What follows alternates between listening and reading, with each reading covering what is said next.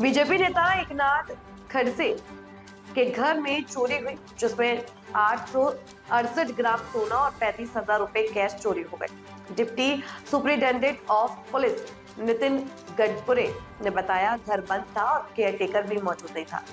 घर में आसपास कोई सीसीटीवी फुटेज नहीं मिला। हम आसपास के कैमरों की जांच कर रहे हैं और अपराधियों की पहचान करने के लिए लोकल पुलिस और गुने शैक के साथ मिलकर काम कर रहे हैं। आगे की जानकारी जल्द ही दी जाएगी। चेक करणं चालू आहे। जसं त्या माहिती प्राप्त होईल तसं आम्ही तुम्हाला माहिती देऊ। या ठिकाणाहून जवळपास 6.8 तोळे म्हणजे 68 ग्रॅम सोनं गेलेलं आहे आणि कॅश 35,000 रुपये कॅश गेलेली आहे। या ठिकाणी चोरी झाल्याची घटना ज्यावेळेस इथं केअरटेकर जे होते ते रात्री 9 वाजता घर बंद करून या ठिकाणी निघून गेलेले होते। जेव्हा केअरटेकर सकाळी या ठिकाणी आलेले आहेत त्यावेळेस घराचं जे कुलूप लावलेलं होतं ते तुटलेलं दिसलं।